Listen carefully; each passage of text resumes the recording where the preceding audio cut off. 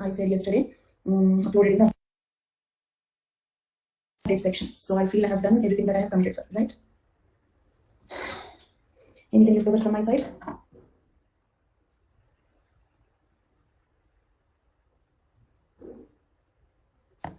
Okay then, so we are left with, yes, even I am going to miss you. So we are left with only the applied human genetics. Okay. Sure, Ranjani. If you just want to revise once again, you can even consider the crash batch. Probably because if you have attended all the classes here, okay, like again attending the full batch, I don't feel it is required for you. Okay. Then, so if any of you want to just have a quick recap, quick revision, if you feel you have time, you can consider the crash batch. It will be around 15 to 20 classes after the premise, October 15th. Okay. Then, so applied human genetics. Okay. And those who have attended the SNT batch, you know some part of it, but this is slightly little more than what we discussed today. Okay. So let's proceed with that. Okay, first of all, one topic is recombinant DNA technology in disease and medicine. Okay. Then continuing the second batch, 8 to 10 p.m. So I completed only 46 classes in that. So if you have completed 40 classes recording, you can continue in that batch. Okay. Fine. So, okay, the first topic we are discussing is 9.1 and Unit 12. This topic is given in 9.1 and Unit 12 both. Okay, first we postponed in 9.1. Then I said I will discuss in Unit 12. In Unit 12 also, as we were kind of breaking the schedule, I again postponed. So now, okay, as Atish saying, last topic again, interesting topic. So recombinant DNA technology in disease and medicine. This is also known as genetic engineering. Genetic engineering. Okay. So in the genetic engineering, first procedure is gene cloning. Means what? Genetic engineering is not one technique. It's a group of techniques. There are many techniques in this. Okay. I repeat, genetic engineering is not just one technique. It's a group of techniques. Okay. It's a very broad term. So the first technique we are discussing under genetic engineering is gene cloning. Gene cloning. You know, clone means copy. So gene cloning means what? Copying the gene. But why are we copying the gene? Okay, let us see that. So first of all, understand the procedure quickly. Okay, in the procedure, step 1, the first step is cut the gene of interest. First, what do you mean by the gene of interest? For example, if you want to manufacture insulin hormone, then the gene of interest is insulin gene. If you want to produce some interferons, okay, then the gene of interest is interferon gene. Means that protein which you want to produce. You want to produce a protein, okay? So whatever protein you want to produce, that gene is what we are calling as the gene of interest, okay? With a suitable restriction endonuclease. So now let me explain this word, restriction endonuclease. Restriction endonuclease. Okay. See, in this the word AS means cut.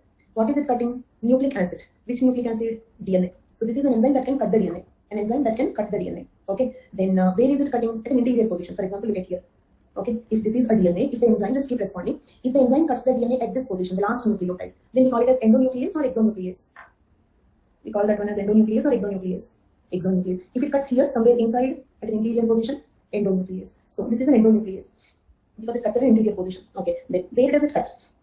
Will it cut the DNA randomly at some places or at a specific place where we want? Okay. So it is cutting it at a fixed or specific interior position. A fixed or a specific interior position. Clear? So the enzyme that can cut the DNA at a specific interior position is called as restriction endonuclease. Okay. So let us look at here. These are some restriction endonucleases. Each restriction endonuclease is having a target site. For example, echo R1. Okay. What is the name of the first restriction endonuclease that we are discussing? Name it. And this is not exactly the repetition of what we discussed in SNT class. This is more than that. Okay. So don't take it easy. Keep understanding properly. Echo R1. Its target site is GAATTC. GAATTC. Got it? Okay. Then BAMH1. Target site is GGATCC. Okay. Then ANU1. AGCT. Okay. Then HAE3. GGCC. HAE3. GGCC. Then you may ask me, what do you mean by target site? For example, let me explain this HAE. I am explaining this one. Okay. HAE3. Imagine this is the DNA. Okay. If you observe the DNA, okay, I have given the HAE3 target site in red color. Did you notice? GGCC at 2 places here. And okay, the enzyme is cutting. Okay, like if you observe this one, this line, this is the place where it is cutting. This is the place where it is cutting. Okay, look at this green color line. Can you find the green color line? Those are the 2 places where it is cutting. Okay, HAE3 target site is GGCC, means it will cut the DNA at GGCC. Okay, GGCC. In GGCC, where it will cut? GGCC. Will it cut here? No. Will it cut here? No. Will it cut here? Yes. Okay, between the middle G and C it is cutting. So it will first recognize a sequence GGCC. If it finds a sequence GGCC, then it will cut exactly at the center. This is how the HAE3 cuts. Clear for all of you? Then, now, I have given 4 restriction endonucleases here. But we have so many. We have many restriction endonucleases. Okay, now comes the question, and one small request, repeating is difficult. Okay, so complete concentration, please. So there are many restriction endonucleases. Okay, then the question is which one to select? Means like which restriction endonuclease we have to use. Why did we choose only HAE3? Why not echo R1? Let us suppose, look at here. Can you see this sequence highlighted in green color circle? Okay. Let us assume that is the gene of interest. Gene of interest means that is the gene we have to cut, isn't it? Cut the gene of interest. I want to cut that green color segment. Okay. Now tell me, on both the sides of the gene of interest, Okay, which restriction endonuclease target sequences are present? We have the target sequences of which enzyme? Which enzyme targets? GGCC, okay. Which enzyme target site is that? Name the enzyme. Okay, now very good. Answer this question. If I want to cut this particular gene, if I want to cut this gene, can I cut with EcoR1? Can I cut this gene with EcoR1? No. Why no? Because it is not, okay, it is not adjacent to EcoR1 target sites. So depending on that, we choose any one restriction endonuclease. Okay, like that we are cutting this block, isn't it? This block is cut. Means we have cut the gene of interest. I hope it is clear for all of you. This is the story of restriction endonucleases. Okay, then second step. We just completed the step 1. Second step. Cut a suitable vector with the same restriction endonuclease. Means what? If you cut the gene with the HAE3, cut the vector also with HAE3 only. If you cut the gene with EcoR1, okay, then cut the vector also with EcoR1. Got it? With whatever restriction endonuclease we cut the gene. With the same restriction endonuclease, we have to cut the vector. Then what do you mean by a vector? Okay, the word vector means a carrier. The word vector means what? A carrier. Okay, in the last step you understood about what are the restriction endonucleases. Now let us discuss what is a carrier. Look at here. Okay, so all of you look at here. Imagine this is a bacterial cell. Okay, it's a bacterial cell. And I hope you know bacteria are prokaryotic cells. They don't have a nucleus. Okay, so they have this one DNA as a circle, double-stranded circular DNA, right? Let us suppose this is bacterial chromosome. Bacterial chromosome. And the bacterial chromosomes are not X-shaped. The bacterial chromosomes are not like human chromosomes like this. The bacterial chromosomes are, okay, circular, double-stranded and single. The bacteria is having only one such chromosome, right? Then, in addition to this, look at here. There is another small structure. This is also double-stranded DNA. Got it? We call this one as plasmid. Okay, what is a plasmid? It is double-stranded, circular and extra-chromosomal, isn't it? Extra-chromosomal. Why extra-chromosomal? Because it is outside the chromosome. It's not part of the chromosome. Okay? Circular, double-stranded, extra-chromosomal molecule. That is called plasmid. Is the word plasmid clear for all of you? Yes? Keep quickly responding, please. Okay? Fine. Plasmid is clear. Okay? And what is a vector? Vector is a carrier. Carrier for what? Okay, carrier, or I mean to say vehicle. Vehicle for what? Gene carrier. Okay? Vector is a gene vehicle. Gene vehicle. It will carry the gene from one place to the other place. From which place to which place we will see later. But for the time being, what you have to understand is we have something called vector. Okay, they will carry the genes. Okay, means what? Look at here. Look at this diagram. Okay, look at this diagram. This is a look at the white color circle, human cell and human DNA. On that, can you see the pink color block? That is insulin gene. Why did I take only insulin gene as an example? You can take any other gene also. I mean to say the insulin gene here is the gene of interest.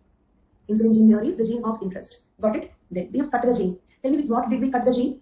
With what did we cut the gene? Restriction endonuclease. For example, HAE3. Second step, we cut the vector, isn't it? We cut the vector. That is second step, isn't it? Look at here. Cut a suitable vector with the same restriction endonuclease. What is a vector? Plasmid. Can you see this green color circle here? Green color circle. What is that? It's a bacterial plasmid. Okay. Then look at here. Observe my hand. Imagine this is the vector. Now what am I doing? Okay. Okay. So this is the vector. Let us assume this ring shape. This is the vector. Now what I'm doing? Cutting the vector, isn't it? After I cut the vector, what I have done? I kept the gene inside. Do you understand the point? First we have cut the gene. Imagine this is gene. We have cut the gene. Then this is vector. Cut the vector. Then attach that gene here. Why the gene will attach? Do you remember we are cutting the vector also with the same restriction endonuclease? We are cutting the gene and the vector both with the same restriction endonuclease. So they both become complementary to each other. So they both will become complementary and it can bind. The gene can bind to the vector. Can you see the green color one is bacterial plasmid? In that the pink color block. What is that? Human insulin gene, right? So step 1 we have cut the gene. Step 2 we have cut the vector. Step 3 the gene attached to the vector. I hope the 3 steps are clear. Can I call this one as a recombinant DNA? Recombinant DNA because is it a new combination of DNA? It's a new combination of 2 DNA molecules. It's a new combination of DNA molecules. Okay. So it is called recombinant DNA. It is called recombinant DNA. Okay. Then, so now what we do? Okay. This vector means vehicle. Vector means carrier. For example, for malaria, we call mosquitoes as vector. What are the mosquitoes doing? They are carrying the plasmodium, isn't it? They are carrying the plasmodium, right? Okay. So same way here, the vector is carrying the gene. Where is it carrying? Look at here. A bacterial cell. Can you see this yellow color structure? A bacterial cell. This is bacterial chromosome, right? And the green color one is yellow color circle bacteria. This one. This yellow colored bundle bacterial chromosome. This green color circle plasmid. The pink block inside gene, isn't it?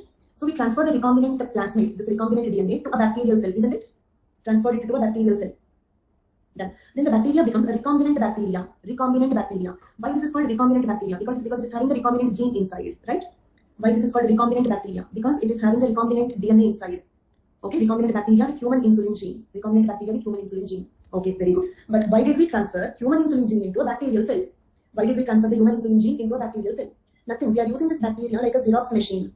We are using this bacteria like a Xerox machine. Means what? Now let the bacteria perform cell division, isn't it? Cell division. Do you all know that every time the cell divides, the DNA will replicate first? Every time the cell divides, the DNA will replicate first.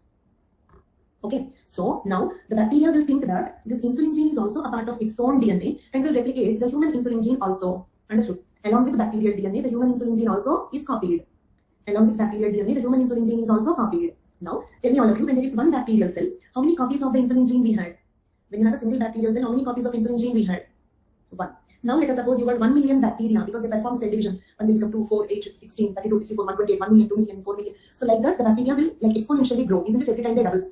If you have 1 million bacteria, you have 1 million genes, isn't it? 1 million copies of 1 million copies of insulin gene. Okay, then comes the next question. Why do you want 1 million copies of insulin genes? What you will do with them? You will produce insulin. Is it clear? Okay, means what? This bacteria will do two things. Listen carefully. These bacteria will do two things. One, they copy the insulin gene, right? Two, they produce human insulin. Bacterial cell produce human insulin. Understood? Can you please tell me the two things that the bacterial cell will do now? The two things that the bacterial cell will do now?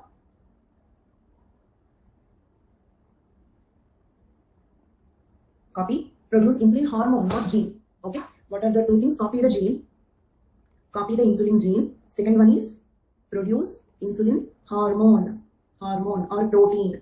Insulin is a protein by structure. It's a hormone by function. This is product, isn't it? Gene is the source. Gene is the source. Insulin hormone is the product. It will also produce the final product. So the bacteria will do two things. One is copy the insulin gene. Second one, it will produce insulin hormone. Can the bacteria produce insulin hormone? Human insulin hormone? Yes. I repeat my question. Can the bacteria produce human insulin hormone? Yes. Why? Because which protein is produced depends on the DNA sequence. Do you understand? If the protein is produced from human insulin gene, it will become human insulin hormone only. Understood? Because the protein produced is dependent on the sequence of the gene. I repeat, can the bacteria produce human insulin hormone? Yes. Okay, because which protein is produced depends on the DNA sequence, because you have taken human insulin gene. Okay, even if it is produced in the, just like say for example, if you take surrogacy, even if another mother is carrying the baby will get the features of their biological parents, isn't it? Like that, even if the bacteria produce insulin hormone, it is human insulin only. Okay, then what we will do with this? You might have seen the diabetic patients taking insulin injection. The diabetic patients taking insulin injection. So the insulin that they are taking is produced by this procedure. This is how that insulin is produced. Clear? This is how that insulin is produced. This is the procedure. And it is called gene cloning. Look at here. Can you see here 6 bacteria all with insulin gene? It's a clone, isn't it? It's a clone of bacteria with insulin gene. We are cloning the insulin gene. Therefore, the procedure is called as gene cloning. Therefore, the procedure is called as gene cloning. So, I quickly tell you the steps. Step 1, cut the insulin gene with a suitable restriction endonuclease. Suitable restriction endonuclease means what? The one which is having the target sequences on both the sides of the gene. Step 2, cut a vector with the same restriction endonuclease. Step 3, okay, transfer the gene to a plasmid. Step 4, transfer the recombinant plasmid to a bacteria. Step 5, let the bacteria perform cell division. Okay, step 6, the bacteria will replicate, clone the insulin gene and produce insulin hormone. Step 7, extract the insulin hormone, purify that and use it as a medicine. Got it? So these are the different steps in producing the human insulin hormone. Okay, then will the plant cell behave the same way? No. No, we take bacteria because bacteria are single cellular organisms. So we have chosen bacteria for this purpose. Okay, so we don't choose any multicellular organisms for this. Okay, fine. So now, actually the procedure over. Procedure over. Now, few more details. Okay, I told you vectors. For vector, one example I have taken is plasmid, right? Then vectors are vehicles, right? For example, if you want to go to some place alone, you may go on a bike. But if your family wants to go to some place, can you go on a bike? 3, 4 people, you cannot go on a bike, right? Then you may choose a cab or a car. It means when the people are more, than a larger vehicle, isn't it? When the people are more, than a larger vehicle. Okay. Same way here also. If the gene is a very long gene, if the gene is either very long gene, okay, or for example, you want to carry 3, 4 genes at a time, then plasmid does not work. Plasmid is not suitable. Then we need a larger vehicle. Understood? That is phage-made. Phage-made. Then what is a phage-made? It's a modified bacteriophage lambda genome. You know what is bacteriophage? The word phage means virus. Bacteriophage means a virus that infect bacteria. Got it? Phage means virus. Bacteriophage means a virus that infect bacteria. Clear? Okay. So the bacteriophage lambda is its name. Bacteriophage lambda. Okay, genome. So it means what? Let us suppose this is the bacteriophage. This is the bacteriophage. Okay. In this we have DNA, isn't it? This is the DNA of phage lambda, isn't it? DNA of the phage lambda. Clear? Then, if that is used as a vector, if you are using phage lambda DNA as a vector, then it is called phage-made. It is modified bacteriophage lambda genome. Understood? In other words, if the phage lambda DNA is used as a vector, we call it as phage-made.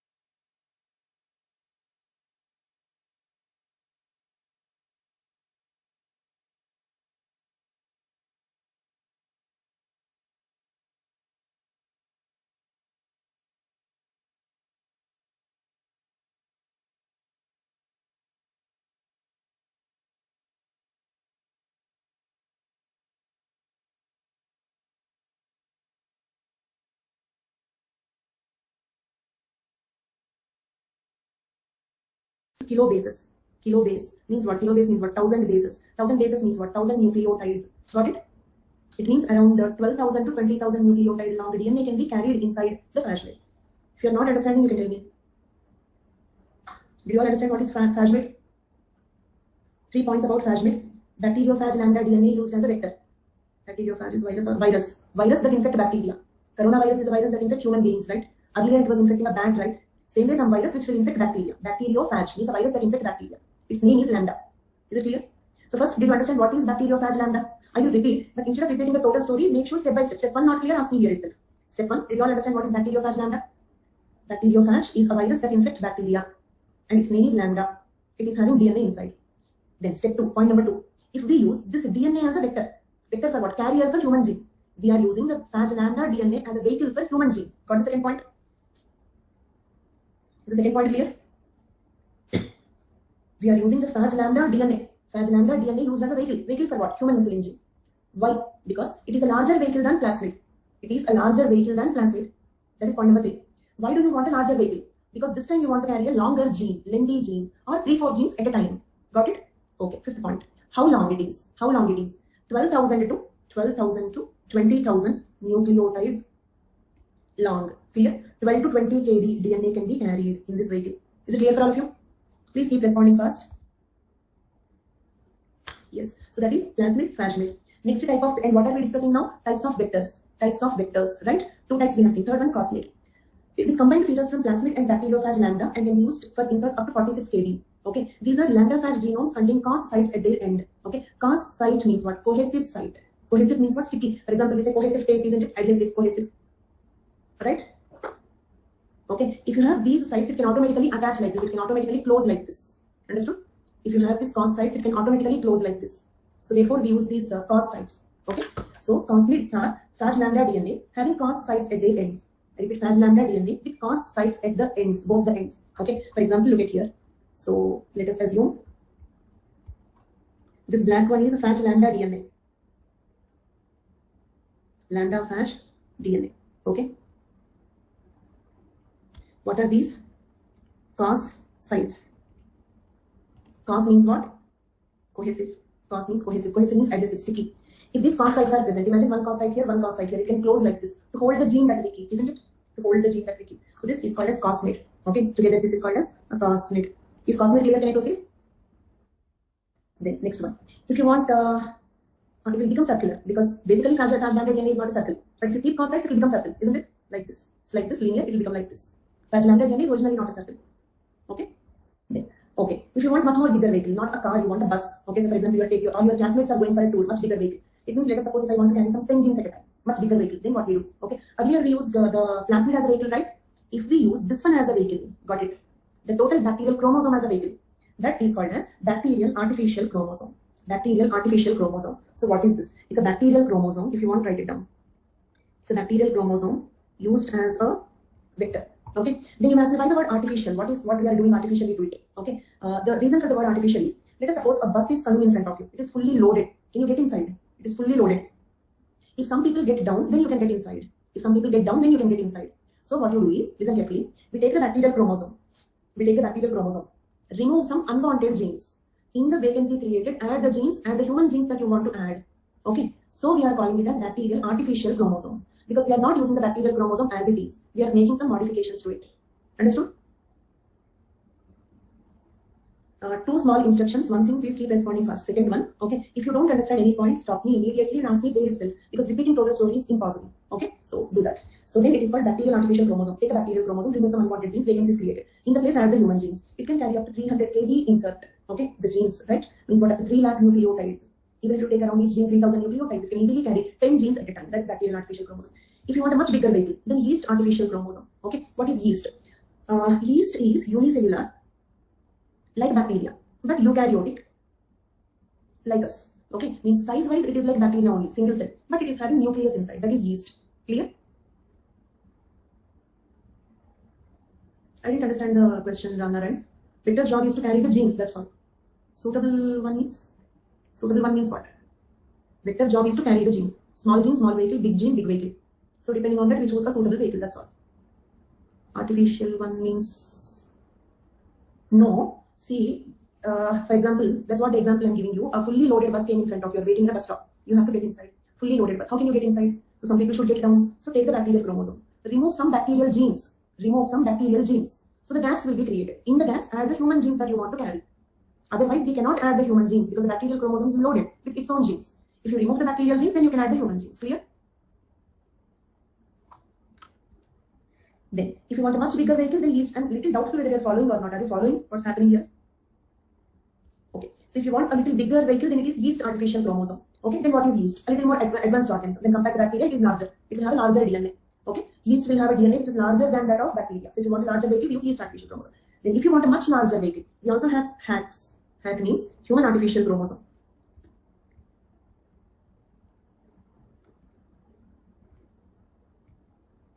Why are we not calling them as human chromosome, bacterial chromosome, yeast chromosome? Why are we adding the word artificial? Okay, the same point I told you. We are not using them as it is. Here also take the human chromosome. Remove some genes that you don't want, you are not interested in, and add the genes that you are interested in. Use it as a vector. So human artificial chromosome. Clear for all of you? These are the types of vectors. Then transfer the recombinant DNA into a bacteria. Let the bacteria multiply and form the clone of bacteria. Along with the bacteria, the gene also multiplies. Therefore, we call it as gene cloning. And the bacteria also produce the protein from the gene. The protein can be harvested and used as medicine to cure particular genetic disease. Here we use insulin to cure diabetes. With this, the procedure completed. Clear? Step 1, cut the gene with the suitable restriction endonuclease. Step 2, cut the plasmid with the same restriction endonuclease. Step 3, add the gene to the plasmid. Step 4, transfer the recombinant plasmid to the bacteria. Step 5, multiply the bacteria. The gene will be cloned and the bacteria will produce the insulin hormone. Then harvest the insulin hormone, fill it in the vials and use it in the medical shops. Okay? It can be used as a medicine to cure diabetes. Right? And in between the details we have seen are the examples of restriction endonucleases and how the enzyme works and the types of plasmids we have seen. Can I call this procedure? And you have to draw this diagram. You can draw this diagram. Can you draw this? Okay. So can we call this procedure as recombinant DNA technology? The procedure can be called recombinant DNA technology. Okay, because we are using recombinant DNA here, a combination of DNAs here. Recombinant DNA, or a combination of DNAs here. Therefore, it is called recombinant DNA technology. Okay, then gene cloning is one more thing. I told you with the example of insulin, right? Insulin can be produced for the treatment of diabetes. Insulin can be produced for the treatment of diabetes. Same way, blood clotting factors for the treatment of hemophilia. Means what? This time, instead of insulin gene, look at here, instead of insulin gene, clotting factor gene, got it? Same procedure. Clotting factor gene goes into the plasmid, into the bacteria will produce the human clotting factor, we harvest it, and we can use it as an injection for whom? Okay, the hemophilia patients. Is the second point clear? Blood clotting factors for the treatment of hemophilia. So it means gene cloning procedure is not only for insulin and diabetes. Okay, it is for any protein you can produce. Whatever gene you keep in the bacteria will clone it. Clear? Whatever gene you keep, it will clone that. Next, same way growth hormone. Okay, here also same procedure, but this is growth hormone gene. You know, growth hormone is responsible for the human growth. Somatotropic hormone, if you remember. Okay, and so if at all dwarfism, let us suppose if a person is suffering from dwarfism. Okay, first point is dwarfism is not a curable disease. Valid? For example, a 40-year-old dwarf suddenly take growth hormone injection and shoot up to 6 feet tall man, or what? Possible? Is it possible? No. So since childhood, if you keep giving the growth hormone injections, okay, from 5-6 years age, if you keep giving the growth hormone injections, then you can avoid dwarfism. Is it clear? Okay, means not for every child. For example, if a 5-year-old baby, is too short for her age, okay, too short for her age, 5 years old children say like very short. Then we doubt that this girl may grow into a dwarf later. So if you give the growth hormone injections, that can be avoided. Growth hormone also can be produced like this. Same way interferons. Okay, in the context of COVID-19, you might have heard about the word interferon. What are interferons? They're antiviral proteins. They can kill the viruses. Okay, say for example, let us suppose if a person is not having sufficient interferons, then we can give interferon injections to him, and the interferon can be produced by the same procedure. Okay, here interferon gene. Clear? So like this, various proteins can be produced for the treatment of various diseases. Okay, with that, and one more thing, recombinant vaccines. Vaccines made using recombinant DNA technology or gene cloning. Here what we do is, look at here, again look at this procedure. What I'm keeping is polio virus gene, or okay, let us take our villain only. Okay, the spike protein gene. Understood what we have taken? The spike protein gene from the SARS-CoV-2. Okay, means are we taking the total virus or only one gene from that? Are we taking the total coronavirus or only one gene? Which gene? The gene that produced the spike protein. The gene that produced the spike protein. Okay, then transfer it into a plasmid. Understood? Okay, so the spike protein gene went into the plasmid, then transfer it into a bacterial cell. It will clone. Okay, and the bacteria produce multiple copies of the spike protein gene, isn't it? Multiple copies of spike protein gene. Then we can harvest the spike protein. That spike protein can be given as a vaccination. Understood? Then we call it as a recombinant vaccine. You might have heard that they used adenovirus vector. Did you hear about it? In the COVID vaccine, they used adenovirus vector. That is like we have seen phage lambda vector, like that only adenovirus vector. When you can take phage lambda vector, it means any virus vector you can take, isn't it? So vector is a DNA that can carry another molecule of the DNA. Understood what is recombinant vaccine? Viral gene into the bacteria. The bacteria will multiply the viral gene. From that produce the viral protein. Give this viral protein, for example, the spike protein as injection. You are not injecting the SARS-CoV-2, you are injecting only the spike protein. Then it is a recombinant vaccine. Okay? And the vector they use is adenovirus vector. The vector they use is adenovirus vector. Can I proceed? These are the what are conjugate vaccines? Conjugate is this like recombinant only. Conjugate means adding to. Conjugation means addition. Adenovirus vector with SARS-CoV-2 spike protein, recombinant DNA. Okay? Then, so what is given in the syllabus? Okay, recombinant DNA technology in disease and medicine. Is the content suitable for it? Recombinant DNA technology in disease and medicine. Okay, what is the disease here? Disease, diabetes, medicine, insulin. This is hemophilia, the medicine clotting factor. This is dwarfism, medicine, growth hormone. This is viral infections. Okay, treatment, interferons. Okay, a particular vaccine. Okay, for a particular viral infection like SARS-CoV-2 or anything. So recombinant DNA technology in disease and medicine. Okay, but do you remember I said recombinant DNA technology is a very broad word and gene cloning is the first procedure in this? A, gene cloning I get. Then what is B? Okay, B, gene therapy. B, gene therapy. Are you all following carefully? Any doubt till here? Gene therapy. Okay, now tell me, by gene cloning we produce proteins. Like, for example, let us suppose by gene cloning we produce insulin hormone. We give this insulin hormone injection to the diabetic patients every day. Is it a permanent treatment or every day they need to take the injection? It's not permanent. Moreover, are we solving the root cause or only symptomatic superficial treatment? We are not addressing the root cause. Okay, so what do you mean by addressing the root cause? Let us suppose why he got diabetes. Listen this carefully. Why did he get diabetes? Probably insulin gene is mutated. Then what is the solution? Correct the insulin gene. Then he will only produce insulin hormone. Understood? Okay. Then why hemophilia? Why hemophilia? Okay. Like because clotting factor gene is mutated. Correct the clotting factor gene. Then his blood will clot automatically. Did you understand? That is gene therapy. Therapy using the gene. Therefore, it is called gene therapy. Therapy means treatment. Therapy using the gene, gene therapy. So it is treating a genetic disease by correcting the mutation in the particular gene. For this correction, we use gene editing tools like CRISPR-Cas9 can be used. You might have heard CRISPR-Cas9. Okay. To correct this mutated gene, use CRISPR-Cas9. Now let us see the CRISPR-Cas9 mechanism. CRISPR-Cas9 mechanism. Look at here, all of you. Okay. Yes, Nobel Prize research. CRISPR-Cas9 mechanism. Let us assume this is gene number 1, 2, 3. Imagine there are 3 genes. Okay. Keep following carefully. Then let us suppose which gene is mutated. I marked the mutation in a red color. I marked the mutation in red color. So the first gene must be removed. Agreed? We should remove the first gene. And why should we remove it? Because there is mutated one. There is mutated one. And one small point is we don't have a procedure to remove only this nucleotide. So we totally remove this gene. Is it clear? We remove the mutated gene, not only one nucleotide, because we don't have that much accuracy. Okay, we don't have procedures to remove one single nucleotide. So we remove the mutated gene. So what is our target here? This block. Look at this green color circle. This should be removed, isn't it? This complete block should be removed.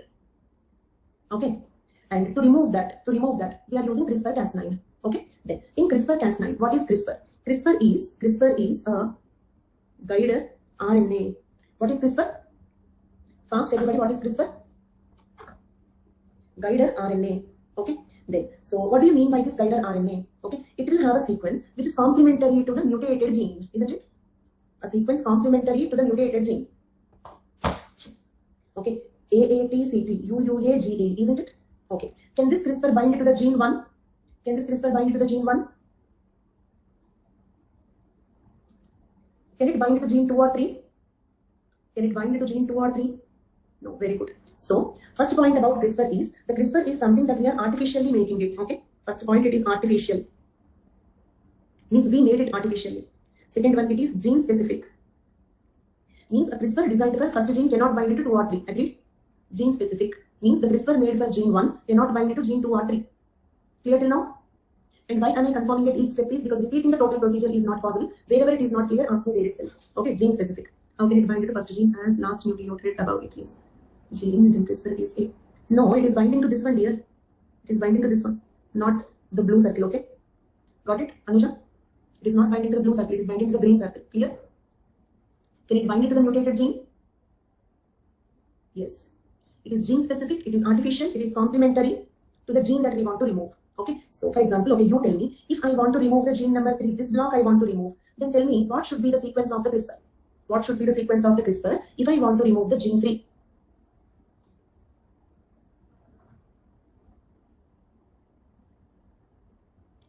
Please check it. All the 3 of you, all 4 wrong, all 4 wrong. Okay, I'll give you a clue. Yes, Pavan correct. It is RNA. What is CRISPR? CRISPR is a guide RNA. Guide RNA. Clear? Okay. So fine. CRISPR is a guided RNA. That is the reason we look at here. This is CRISPR.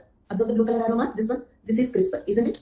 Then this is Cas9. This blue color oval. This is Cas9. What is Cas9? Cas9 is a nuclease enzyme. Cas9 is a nuclease enzyme. Means an enzyme that can cut the DNA. An enzyme that can cut the DNA. Clear? Clear for all of you? Now listen carefully. Complete concentration, please. Cas9 can cut the DNA, but Cas9 do not know where to cut it. Did you understand? Cas9 can cut the DNA, but Cas9 do not know where to cut it. So what we are doing is, we are linking the Cas9 with the CRISPR. Understood? Cas9, CRISPR. Clear? CRISPR, Cas9. So Cas9 will go wherever the CRISPR goes. Agreed? Cas9 will go wherever the CRISPR goes. Right? Now tell me, to which gene the CRISPR is binding? 1, 2, 3. To which gene the CRISPR is binding? 1. So which gene the Cas9 will cut? Which gene the Cas9 will cut? So why the CRISPR is called guided RNA? Because it is guiding the Cas9 where to cut. It is guiding the Cas9 where to cut, isn't it? So that is called guided RNA because it is guiding. I'll give you a simple comparison. For example, let us suppose a tailor is cutting. A tailor is stitching a shirt for you. He is cutting the cloth. Will he cut it roughly, or first he will mark it with a chalk piece here to cut it? So that chalk piece is CRISPR and that scissor is Cas9. That chalk piece which is marking it is CRISPR. Okay, CRISPR will go and mark the gene which is supposed to be cut, and the Cas9 is cutting it. Right? So, and here look at this arrow mark. The mutated gene out, get out. The mutated gene get out. Clear? Then a gap will be created. In the place we can add the correct copy of the mutated gene. Clear? Once you remove the mutated gene, a gap will be created. In the gap we can add the correct copy of the mutated gene. How it's ACGA? Where is this ACGAU? This one. Now please tell me with this example. What did Pavan say? I didn't get his message. I asked a simple question. See, the CRISPR sequence is UUAGA. If I have to remove this segment, if I have to remove this particular segment, then my CRISPR sequence must be ACGAU. This will be my CRISPR. Then I will have a Cas9. Then the Cas9 will cut this block. Is it clear, Ramaran? If that is not clear, that is just a question that I have asked you. Ignore the gene number 3. Look at the diagram that I have given. Simple. That is just a question that I have given. I did not tell you anything in that. Ignore that question. Look at this sequence. Okay. CRISPR is this. This one is CRISPR. This is the mutated gene. Okay. I will box it. You keep responding. Ramaran. Who is confused? Any confusion? Any doubt? 3 confusions smile is here. Who is confused? Should I repeat any part? Okay. Ramaran, keep responding to my questions. Anybody who did not understand also. Okay. What is this one? What is this one? I have boxed one thing. What is that? Mutated one. No, not a mutated one. Mutated gene. Okay. Say it properly. Mutated gene. Very good. Now tell me, what is this one? What is this one? The green color circle. Yes, Ramaran? CRISPR. Okay. Is CRISPR marking the gene that is to be removed? Just gene को निकालना है, वो gene को ये marking कर रहे, right? This is marking the gene which is supposed to be removed. Then Cas9 is, this is CRISPR, this is Cas9. CRISPR, Cas9 linked. So the Cas9 will go where the CRISPR goes. So the Cas9 is going to the gene 1 and it will remove this one. The mutated gene get out. Clear? Ramaran and everybody else? That's all. Okay. So if I want to remove some other gene, then the CRISPR sequence should change. CRISPR is something that we are artificially synthesizing. Okay. So this is the okay. By this procedure, we remove the mutated gene. For example, I remove the mutated gene. Then a gap will be created. Here, a gap will be created. In the gap, add the correct gene. Is it clear? Remove the mutated gene, add the correct gene. That is what we are doing here. Remove the mutated gene, add the correct gene. If we do it, then can we call it as gene therapy? Can we call this procedure as gene therapy? Because we are treating the genetic disease by correcting a gene. Okay? Then CRISPR-Cas9 mechanism. Let me read it out once. CRISPR is a guided RNA designed specifically to be complementary to the mutated gene that is to be removed. Right? Understood the sentence? Cas9 is a nuclease enzyme tagged to the CRISPR so that it can remove the mutated gene and the correct copy of the mutated gene can be added to the gap. Clear? This is CRISPR-Cas9 mechanism. Okay? Then, so, and that is, can I call this procedure as gene editing? Gene editing. And, okay, let me tell you one point. Can we use it for gene therapy?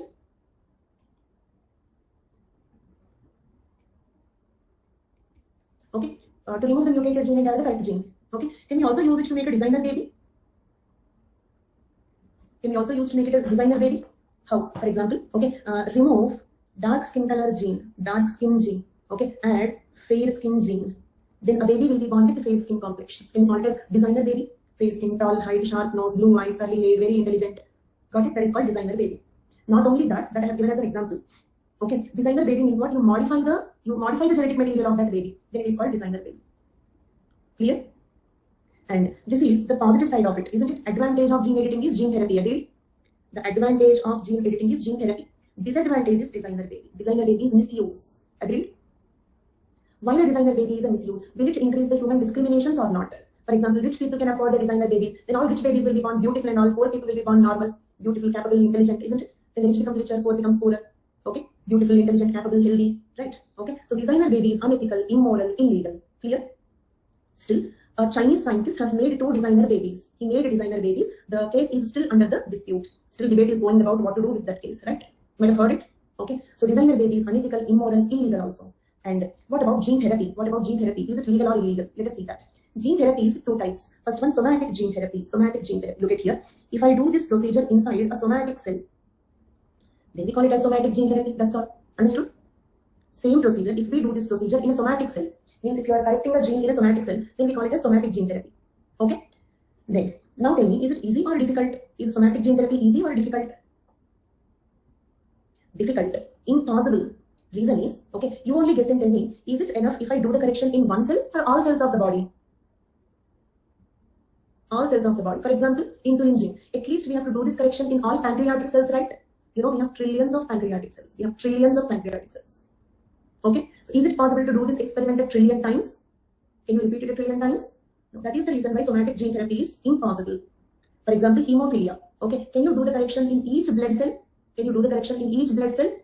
No, we have billions and trillions of cells. Okay, so fine. First, somatic gene therapy. Treating a genetic disease by correcting the mutation in somatic cells of the patient. Advantage, there are no legal implications. It means somatic gene therapy is legally permitted. That is advantage. But drawback, practically very difficult due to large number of somatic cells to be edited. Clear about somatic gene therapy? Then, what is the second procedure? Okay, imagine if this is not somatic cell, if this is an embryonic cell. If this is an embryonic cell, then what? Okay, you tell me, if I correct a gene in the embryo, will the correction automatically reflect in each cell of the body? Is the correction reflected in each cell of the body? Because all the cells of the body are from the embryo. If you just make correction in embryonic cells, then the correction goes to every cell. Every cell will get correct gene. Clear for all of you? Any doubt? And let us suppose if I take this is the embryo. Okay, means I'm taking the embryo when it is having 4 cells in it. Blastomeres, do you remember? Up to 8 cells need to do it before blastocyst. Yes. Okay, I was just telling you that only blastomeres. Okay, so some 4 cell stage. Should I do the correction in all the 4 cells or 1 cell enough? Should I do the correction in all 4 cells? All. But all means only 4 times. Is it possible? 4 times is not a big number. 4 times is not a big number. So we can do it. Then we call it as embryonic gene therapy. Embryonic gene therapy. Clear? That is the second type. And then some students ask me, then why don't you do it in the zygote only? Then you will have to do it only once. True. But zygote is too delicate and it is risky because in the process, if it dies, there is nothing left over, isn't it? So usually we don't touch the zygote. Okay. So we do it in the embryo. And 3-4 times is not very difficult. If not 4-8 times is also not very difficult. It's okay. So treating a genetic disease by correcting the mutation in embryonic cells before birth. Gene editing tools like CRISPR-Cas9 can be used. Advantage. Practically easier when compared to somatic gene therapy. Agreed? Is it easier when compared to somatic gene therapy? Right. Okay. Easier when compared to somatic gene therapy. Okay. Why? Because we need to modify few cells. But drawback. This is not legally permitted. Why is it not legally permitted? It is better only know if you cure the diseases before the birth. All healthy babies will be born. Better it is. Why it is not permitted? Because it could pave way for designer babies. It means what? Okay. They can misuse the technology to make the designer babies, isn't it? They can claim that they are modifying some insulin gene or something, and they can modify the skin color gene or something. So it can be misused for designer babies. So the embryonic gene therapy is not permitted. So designer baby illegal, okay. Is gene therapy legal or illegal? Means somatic gene therapy is legal, but embryonic gene therapy is illegal. Though it is good, it is illegal because it can be misused. Okay. That's all. Recombinant DNA technology completed. So what all comes under recombinant DNA technology? Gene therapy, gene clone. Gene therapy, gene clone. Can I proceed to the next topic?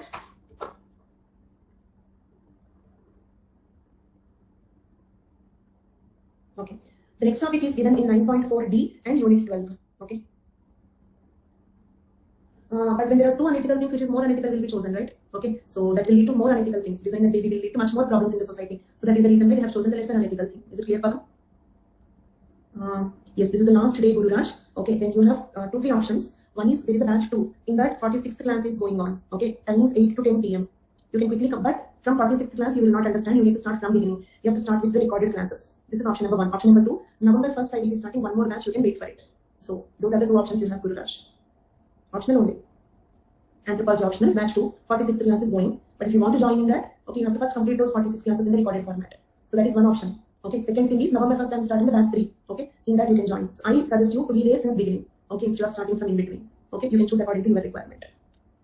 Then the last topic of our course, the DNA fingerprinting or DNA testing or human DNA profiling. It is given in 9.4D. And again, paternity diagnosis is given in Unit 12. So 9.4D. First we left it in 9.4. Then I told you I'll teach you along with Unit 12. Then also I postponed it. Today we are discussing, right? Next. The different names are DNA fingerprinting, DNA testing, human DNA profiling. These are all the different names for it. So in that we have 3 steps. And we are discussing the step 1. Step 1. PCR. Polymerase chain reaction. Okay. Here what we do is, let us suppose in the crime scene. In a crime scene, okay, we got some DNA. In the crime scene, we got some DNA. Okay, means what? Let us suppose a murderer. Okay, and let us suppose he's having the hair fall problem. This one hair is left over in the crime scene. Okay, so from the hair we can isolate the DNA, and we can compare this DNA with the suspect's DNA. Crime scene, suspect. Okay, first make sure of this terminology. Okay, crime scene, the place where the crime happened. Suspect, the person whom you are doubting. Okay, accused or culprit, the person who did the crime. Suspect, you're suspecting him to be the culprit. So first understand this terminology. For example, we take the crime scene DNA. So the crime scene DNA can be in the form of hair, or let us suppose like he's trying to rape or kill a person and she's as a defense, she's scratching the culprit. Then can we find his skin cells in her nail scrapings? So like that skin or saliva. Okay, for example, he smokes in the crime scene. Okay, the dried saliva on the cigarette butt will have some cells. Okay, or semen if it is a rape case, then semen or blood. Okay, so any of these samples, from that we take the DNA. Then do you agree that the DNA that we can get in the crime scene is very little amount? The DNA that we get in the crime scene is a very little amount. Okay, so we have to replicate this DNA. It means if I get 1 copy, then I have to make it 100 copies. Agreed? Why? Because 1 copy is not sufficient to do the test. 1 copy is not sufficient to do the test. So what is this PCR? PCR means polymerase chain reaction. What polymerase? DNA polymerase. Do you remember DNA replication? DNA polymerase is the enzyme that replicates the DNA. So here we use DNA polymerase, so it is called polymerase. Then why chain reaction? Because let us suppose if you take 1 DNA and add DNA polymerase to it, then it will become 2 DNAs. Next it will become 4, then 4 will become 8, 8 will become 16, 16 will become 32. Is it a chain reaction? A chain reaction catalyzed by DNA polymerase enzyme. Therefore it is called polymerase chain reaction and it is abbreviated as PCR. Clear? Polymerase chain reaction and it is abbreviated as PCR.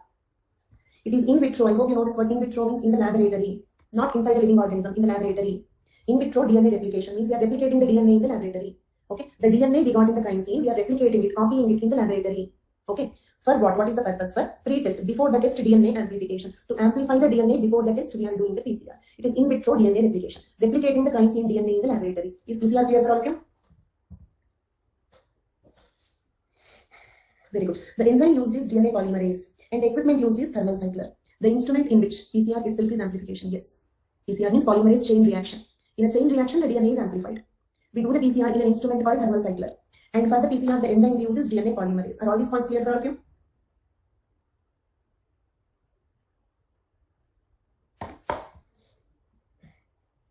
Okay. Then, next one. Restriction fragment length polymorphism, RFLP. Okay. First memorize this word please. Restriction fragment length polymorphism. Polymorphism means differences, isn't it? Differences, diversity. Okay. Then difference in what? Length differences. Is it clear? Length difference. Length difference of what? Okay. And wherever you don't understand, please ask me. I told you polymerase means difference. If you did not understand that, immediately ask me what did you say. Okay. Then, so length differences. Length differences in what? Length differences in the restriction fragments. Length differences in the restriction fragments. Then what do you mean by restriction fragments? Okay. Fragments of DNA obtained by cutting with restriction endonuclease means what? Look at here. If I take a DNA like this, then I am cutting it what? With what? I have cut the DNA with what? Don't tell me with eraser. With what did I cut it?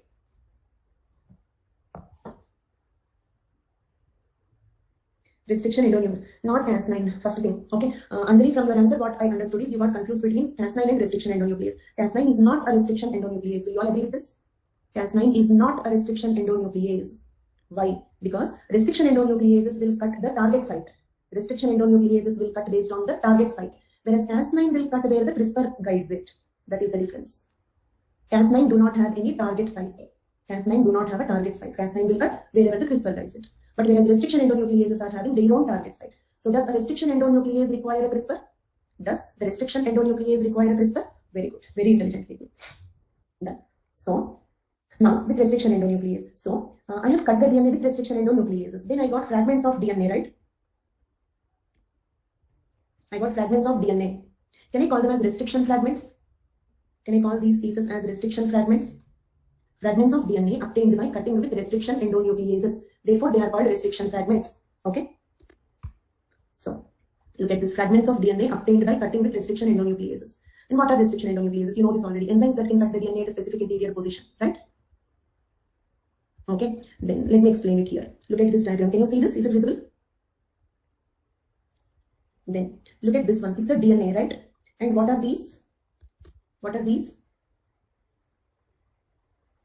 Restriction fragments. Please use the word restriction fragments. Those Avanija and Ramnaran, those are called restriction fragments.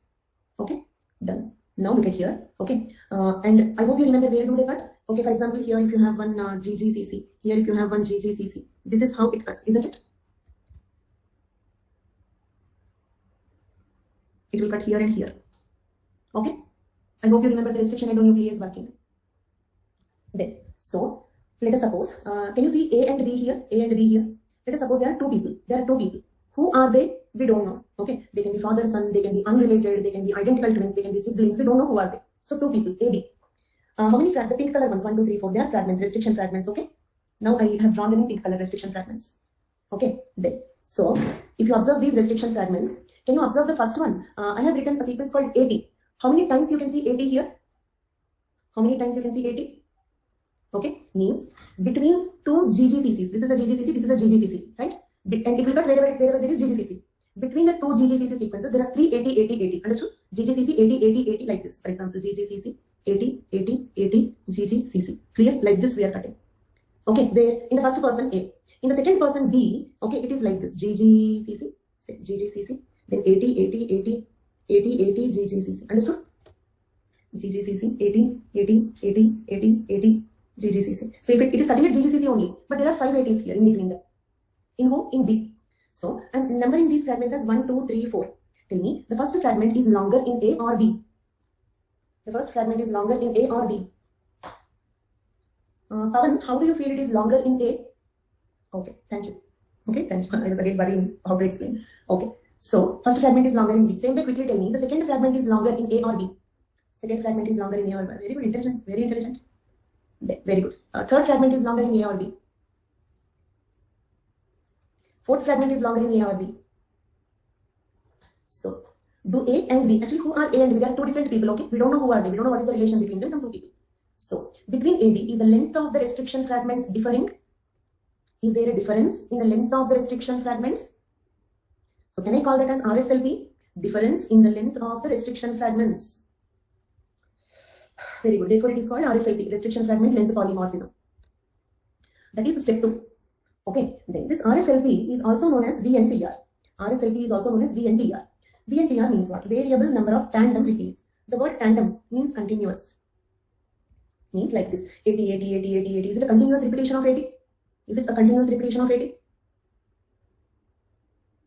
So, such repeats are called tandem repeats. Are these all tandem repeats? 80, 80, 80, GC, GC, GC, GC, GC, GC, GC. TG, TG, TG, TG. Are they all tandem repeats? Then, is the number of tandem repeats varying between A and B? Here 3, here 5, isn't it? And, okay, the length difference is because of the difference in the number of tandem repeats, agreed? The length difference is because of the difference in the number of tandem repeats. If you have 3 repeats, then it is short. If you have 5 repeats, then it is long, isn't it? So, can we call RFLP also as variable number of tandem repeats? VNTR, variable number of tandem repeats? Then it is also called as STR, short tandem repeats. There are shorts after all 2 letters, isn't it? 80, after all 2 letter sequence, repeating tandem repeatedly, continuously.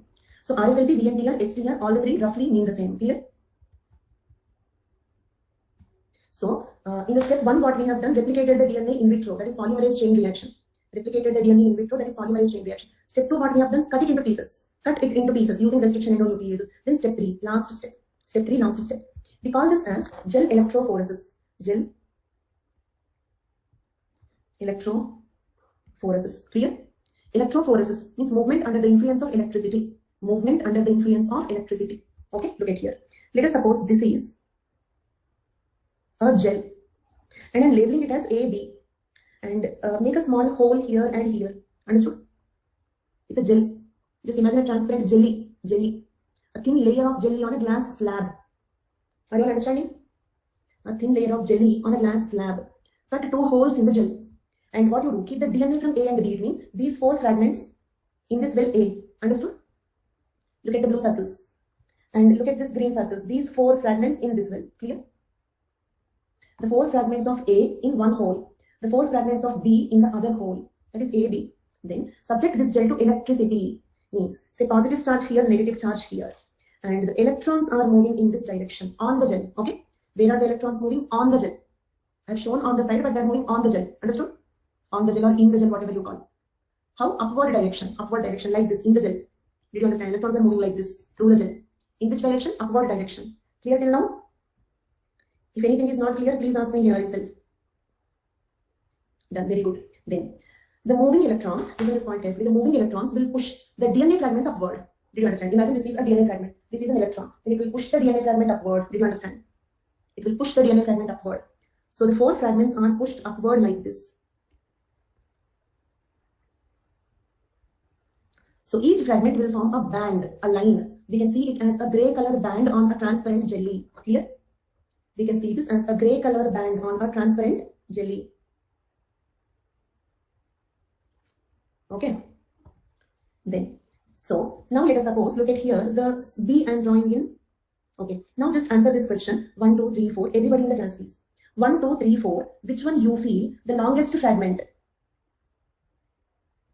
Think and answer, please. Think and answer. Longest fragment. See, longest. Okay, you tell me. An obese person, lightweight person. Who can run faster? Whom you can push faster? Lightweight. So electrons can push lightweight fragments faster or for more distance. So 1 is the lightweight. Lightweight means shorter. Small sequence means few 80, 80, 86 nucleotides. 85 times means 10 nucleotides. 10 nucleotides means heavier. Look at here. Fragment number 1 is heavier in A or B. Fragment number 1 is heavier in A or B. Okay, very good.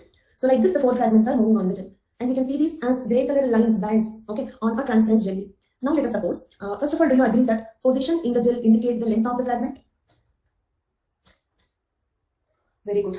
So if it is here, it means 1 is smallest, 4 is heaviest. Okay, in between, medium. So position in the gel indicate length of the fragment. So if position is matching, it means length is matching. If the position is matching, it means the length is matching. Okay. Now look at these things. Look at this electrophoresis pattern. Are all the 4 bands matching here between AB? Between AB, all the 4 bands are matching. Means 4 out of 4, that is 100% matching. 100% matching. Then what is your inference? What does it mean? 100% matching means what? Then yes, kind of. Let us suppose B is a suspect. A is a crime scene. Understood? The hair sample we got in the crime scene exactly matched with the suspect DNA. So can I say that the suspect is the person who did the crime? Yes. Or he can be identical twin also, isn't it? Identical twins also. AB can be identical twins. So can I say that DNA testing cannot resolve between identical twins? Means if the criminal is having identical twins, DNA testing cannot rule out between them. But in that case also fingerprints will help. Fingerprints will help in that case also. Okay. So fingerprints are the best ever evidence. Okay, leave the fingerprints. Take the second case. Here, 2 out of 4 matching, isn't it? 50% matching. So what is your inference? With whom your DNA will match 50%? With whom the DNA will match 50%?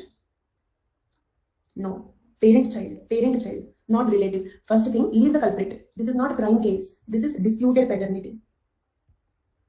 Already criminal found. Why do we find all his relatives? Okay, इनके सारे relatives को पकड़ के क्या करेंगे हम? Okay, so leave the crime case. This is disputed paternity. Okay, so between 2 samples, if there is, let us suppose B is claiming that A is my father, then A is refusing, no, he is not my son. Okay, क्योंकि अभी property देना पड़ेगा अगर DNA match हुए, तो he is saying like he is not my son, and B is claiming that he is my father. Then if we do the DNA testing, if it is 50% matching, property देना ही पड़ेगा. Is it clear? So that is disputed paternity. Okay, done. DNA fingerprinting is also over. Okay, now one thing is here. Okay, note, this is very important for you. Also write genome study, genetic screening, prenatal diagnosis. Okay, and any genetic technique having human application comes under applied human genetics. Okay, class over ACP, class over, course over I need to say. And on the whole, how many classes I take means what is today's class number? 131 classes I take, but that is not fixed. And not 131, 134, right? Because you have attended 3 classes in the other batch. 134 classes means 268 hours. 268 hours program, right? And this is last 5 minutes of our course. Okay. Then, so if the question is applied human genetics, what all you will write? You can write, see, look at here. The question is applied human genetics. Keep responding. Can you write recombinant DNA technology? Is an applied human genetics. DNA testing. Human genome project. I mean genome studies. Karyotype analysis, that is prenatal diagnosis. So all these comes under applied human genetics. applied human genetics. And the DNA technology technique is completed, but there is one thing which is much more important than the technique, that is the bill. But I'm sure you can go through it. I'm not going to explain it. You can go through this. The DNA Technology Use and Application Regulation Bill 2019. Okay. Remaining 3 classes. You have attended all these 131 classes, ACP? You have attended all the 131 classes here?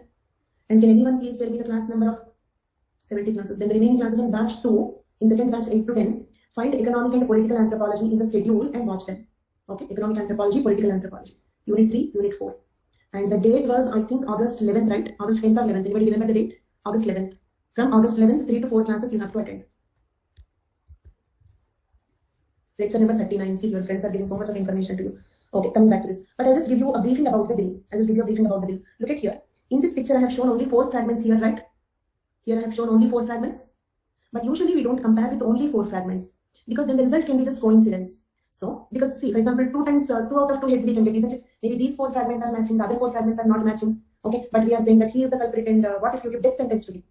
His life is gone. Later, the scientist will tell you, no, sorry, the other 4 fragments did not match. So he is not the criminal, his son is the criminal, or his father is the criminal. Did you understand the problem? So we don't do it with only 4 fragments. The more fragments we compare, the better it is.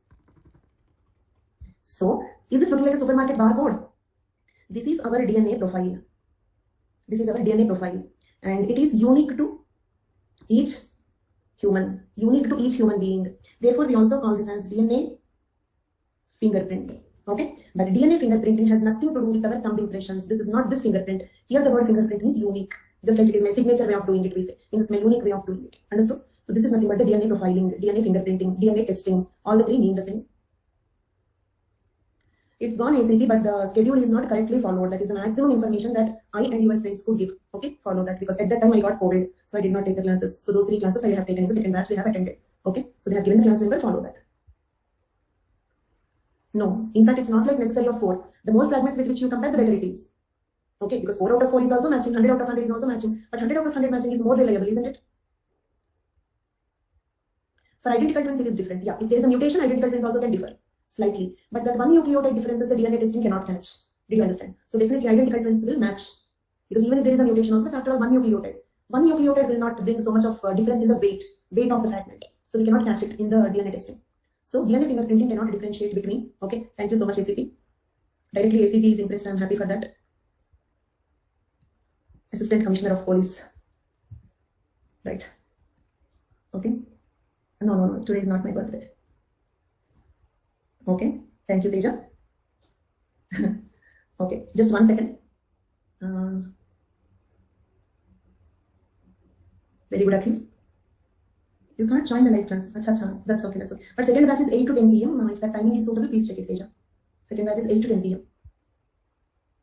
If you get any doubts, okay, before your subscription, you can join any class. Okay, so you can join any live class. You can ask me any doubt of any topic, any class.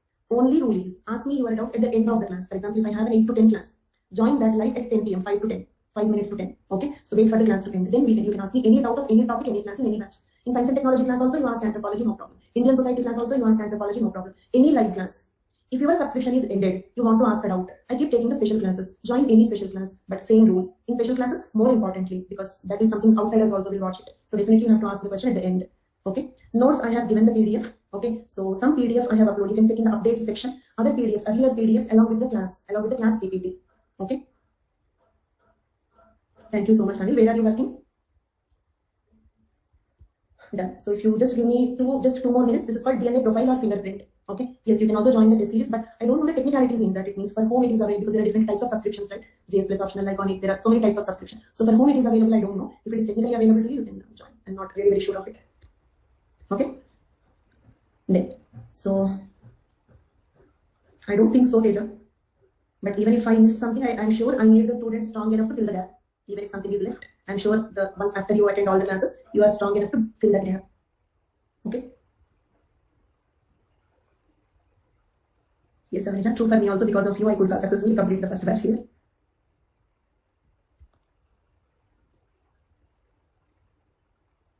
Thank you so much. Yes, ending. Okay. Elaborate conjugate vaccine. There was a question in prelims 2020. Actually, prelims 2020, all previous questions I discussed in a special class. Okay, but long back. you can check my profile once and you can go through that previous questions. Okay. Not only 2020, 2019 questions also I have discussed. Sure, we will meet once the COVID ends. Definitely, you people are my first batch, okay, in an academy. So I'll surely remember all these names. I don't know how do you look like, but I'll definitely remember all your names. Not SNT class, special class. Special class that is available for everybody. Thank you, Anuja. Yes, Anil. Because at the moment, like by today, I could just today 4:30 or 5 o'clock, I made the Telegram channel. Okay, so as of now, still that is a unidirectional communication. So I don't know how can you communicate with me as of now. I still did not find any solution. If I find any solution, I will let you know in some other classes. Okay, but definitely you can join any special class and you can inform me. Okay, Avalika. 110 lectures. Thank you so much. Thank you. Thanks for making it a point to attend today's class and inform me that. Thank you so much. And I hope you all have checked the Telegram channel link. Okay, subscribe to that. I will keep posting you. Like my plan is every Sunday science and technology articles I will summarize. Okay, brief summary of all the science and technology articles in Hindu newspaper or weekly science and technology current affairs. In anthropology, the updates will be rare, but whatever updates we have, like I will update, and also Indian society. So in these 3 subjects, if you have any updates, I keep posting it. So subscribe to the channel, all of you. Thank you, Ananya. Thank you so much. Thank you, Teja. So actually the class is completed. Those who have nothing to say, those who don't have any doubts can leave the live. The class is completed and the course is also completed.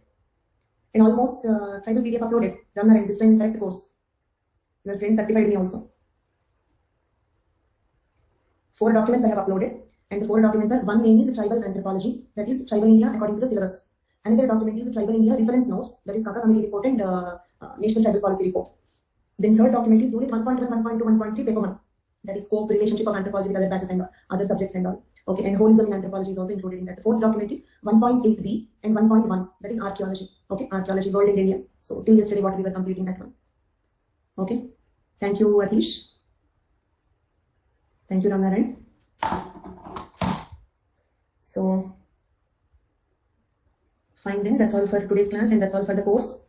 And I really thank all the students who have been very regular and punctual to all the classes. Okay, I always felt that is very important. A special thanks to those few people who have always attended the classes very regularly. You have taken it as seriously as you have taken the offline classes. Then only together we can make online equivalent to offline. Okay. Yes, even I will look forward to meet you soon. And my special thanks to those such people. I don't want to take the names because by chance if I forget any one name, if I miss any one important name, then it will be hurting. So I don't want to take the names. But my special thanks to all the regular students. And all the best to all of you. God bless you. I hope you all will meet me. You all will inform me after your selection. Right? And I'm still waiting for a first rank. Okay, so bring one first rank. Then I will happily retire. Not at all, Ramnaran. Nothing like that.